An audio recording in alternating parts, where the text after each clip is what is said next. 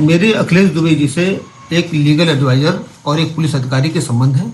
मैं उनसे जब भी कोई टेक्निकल मामला होता था उनसे मैं इस संबंध में कुछ लीगल एडवाइस के लिए जाता था और कानपुर की पोस्टिंग के दौरान मेरे उनसे कई बार बातचीत भी हुई और लीगल एडवाइस मैंने लिया। मेरे उनसे संबंध के एक लीगल एडवाइज़र और एक पुलिस अधिकारी के हैं।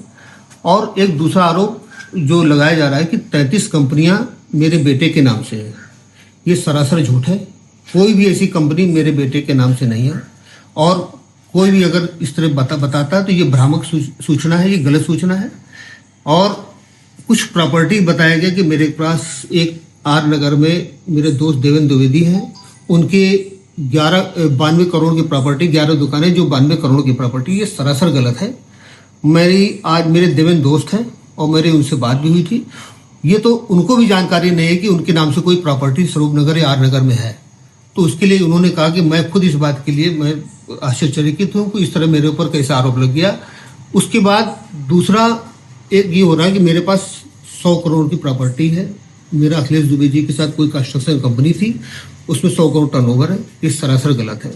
मुझे ऐसा लगता है कि कुछ अपराधी गैंग, कुछ माफिया गैंग, कुछ ऐसे लोग जो जिनके विरुद्ध मैंने कड़ी कार्रवाई की है, वो लोग हो सकता है कि उनके पैरोकार किसी माध्यम से मेरे खिलाफ साजिश रच रहे हों और उस साजिश का मैं शिकार हो रहा हूँ। मैंने यहाँ D2 गैंग जिसने STF के धर्मेंद्र सिंह को मारा था, उसको मैंने कलकत्ता से पकड़ा। 1 लाख रुपए शासन ने उसको रिवार्ड किया था। उसका एक भाई 2 लाख रुपए रिवार्डेड था, जिसको मैं दिल्ली स्पेशल सेल के साथ मैंने पकड़ा था।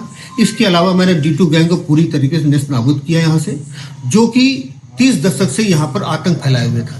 इसके अलावा बहुत से ऐसे मादक पदार्थ तस्कर थे। मुन्ना बजरंगी गैंग के स्कूटर्स को मैंने इनकाउंटर में मारा, मुठभेड़ में मारा। इसके अलावा बहुत से ऐसे अपराधी थे जो समाज के लिए, कानून के लिए दुश्मन थे। उनके खिलाफ मैंने कड़ी कार्रवाई की।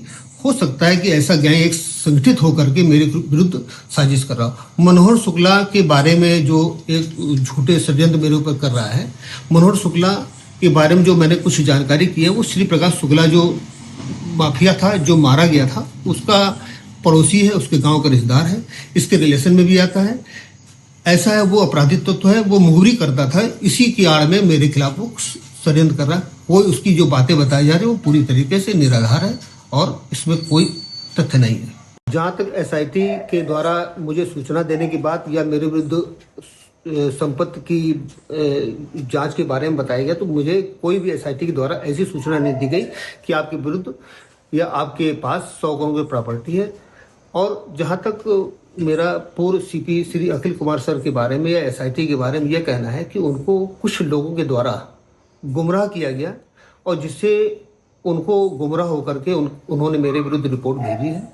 और जहाँ तक मुझे लगता है कि अगर मैं उनको स्पष्टीकरण अपने देता तो वो भी संतुष्ट हो जाते।